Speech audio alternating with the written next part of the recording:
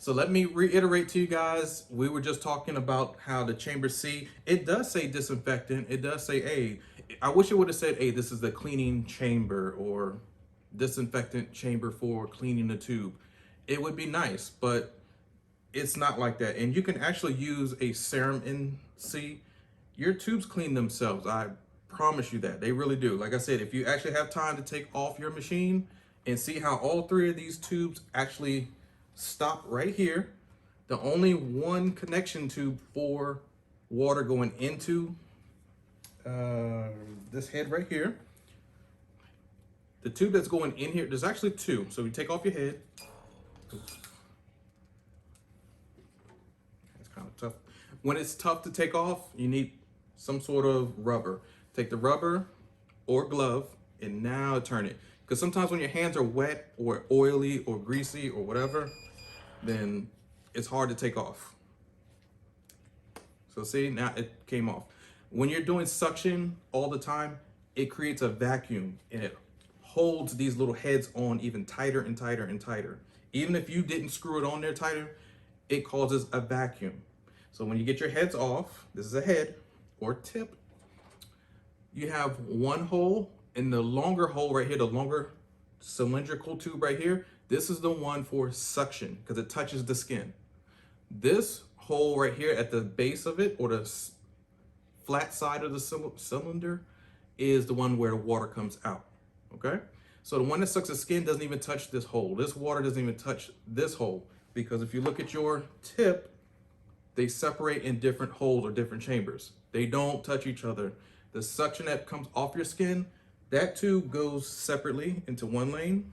The one the water forces out towards your skin is coming from this side. That will always be A, B, or C. That's just flushing water towards your face. The one that sucks water, the dead stuff off, goes on this side, the left side of the machine, into the left side of the dirty water chamber, okay?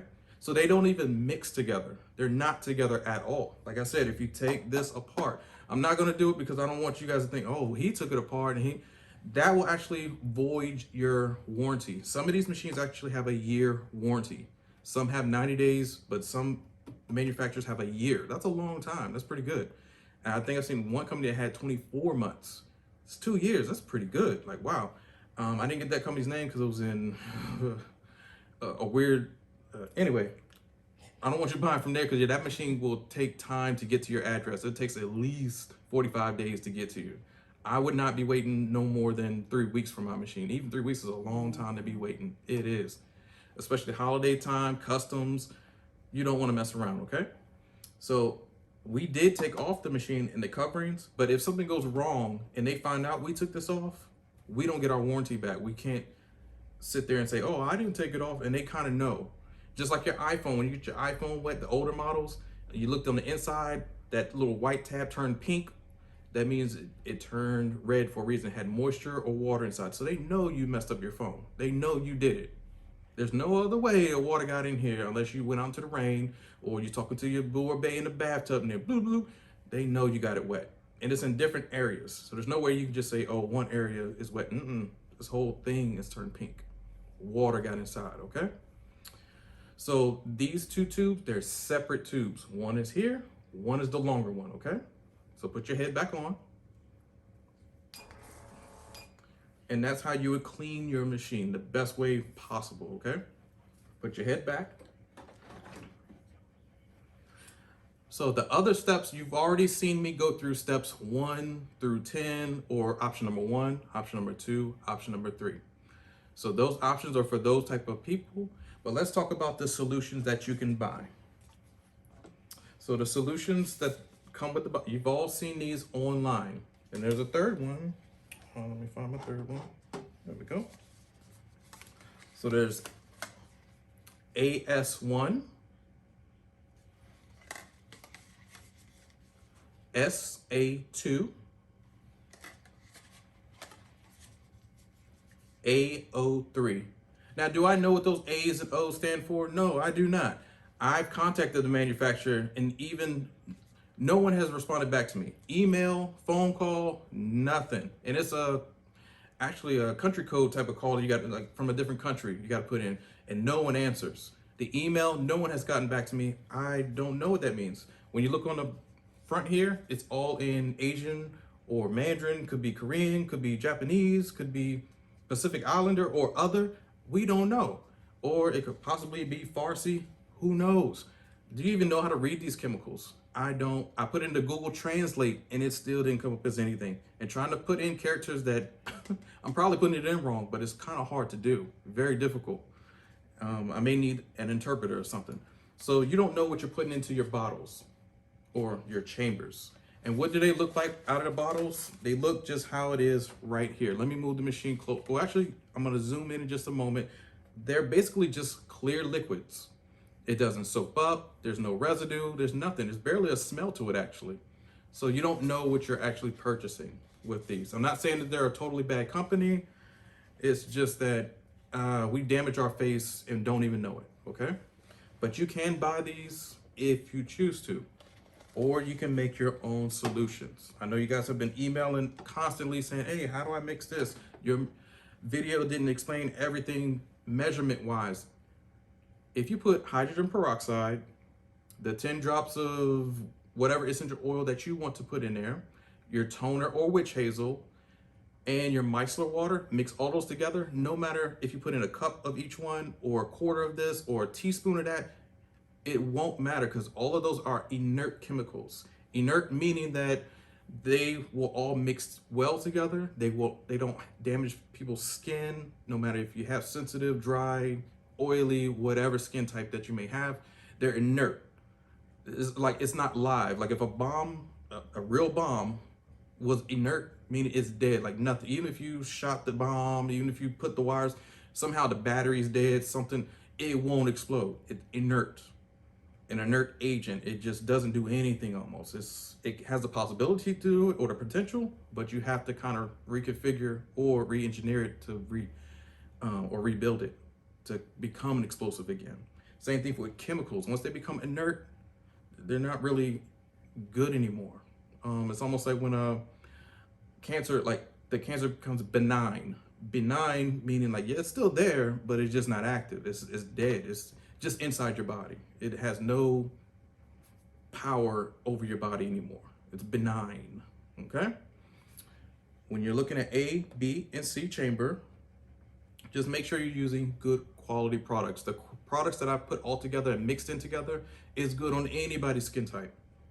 And it doesn't matter the ratios, how much, how less, they will all mix well together, okay? Now, if you did want a different option from the AS1, 2, and 3, so if you wanted a different option, you can always go with the homemade brand. Everything I made in that chemical peel, or not the chemical peel, but the earlier witch hazel, micellar water, and aromatherapy drops with your astringent is in here. The only difference between this one actually has a Castile soap in it, because some people do want to see bubbles. Some people want to see and feel their face tingling or some sort of soapy residue. At the bottom, see how it all collected at the bottom? That's the soap. Now, I put in a surfactant that makes all the soap mix well together. So when you turn it upside down, see, now it all turns white soap. All together, if they're mixed together, they will separate. They're inert separately. But once you put a surfactant and you mix it together, they all gel together. That's what a surfactant does for any chemical. That's why most chemical products are made with creams, because anything goes in with a cream, even if it's not a surfactant. Even if they don't gel together, you can put oil and water into a cream, mix it real good, it will still mix together. Creams allow that. Or like xanthan gum or beeswax and stuff like that. Yes, it's gonna mix well. So see, this is a actual soap. It was just separated. That's why I was clear in the beginning, because you gotta mix it up to make it a surfactant. You gotta mix them real good. So then this is actually a soap. Or if you want to use chamber B, you can actually use a light chemical peel. This actually has a light chemical peel inside of it.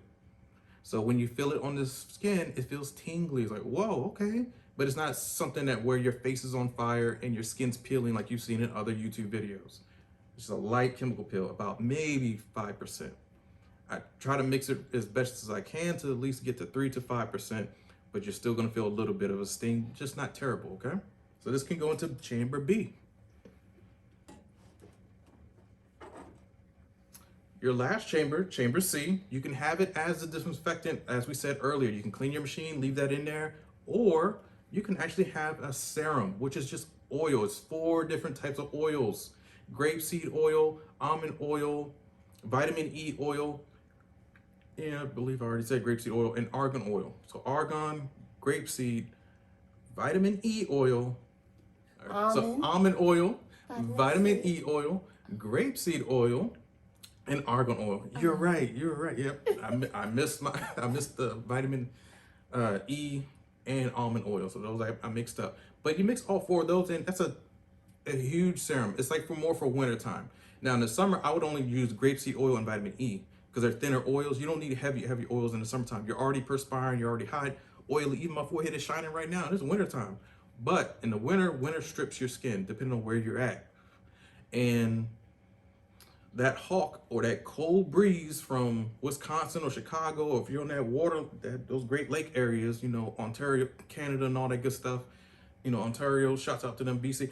You need 4 oils, and you apply this in the morning and before you go to bed, twice a day, so you can keep your moisture in your skin.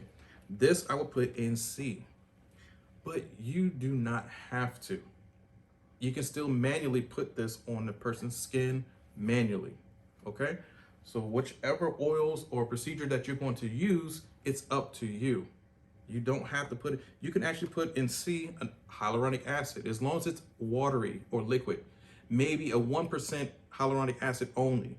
2% is going to be a little thick. 3% is going to be the regular hyaluronic acid that you've seen, you know, in stores, like kind of a gel, really thick and gooey.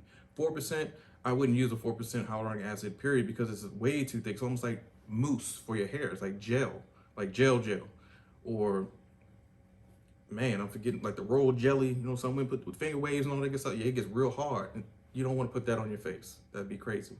So whichever chemicals that you're going to use, feel free to use them. Don't be scared of it, as long as it's in a liquid form. If it's in a solid or gel, it's not going to get sucked through the tube. You're not going to break your machine. Your machine will just tell you that, hey, I'm on, but I can't suck this through the tube. That's the only thing that you have to worry about. It's not going to break. Well, even if you had a gel or a mask in here that's kind of a creamy based, and you're like, okay, why isn't it sucking? Why isn't it? Because it's too thick, okay? That's the only reason. Your machine is fine. For those emails, your machine is still working. As long as it's on here, you press the button, you can hear it. I had a young lady, she switched out the chambers like I told her to do, and she put it in there again, and it worked fine because the tubes are so super small. They can only suck up liquid. It has to be movable. It can't be like honey.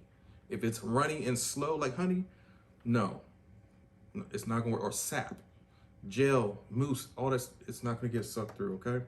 Can't say that enough. So now we're gonna go on to actually the procedures of the face and how we're gonna use the machine on the face, okay?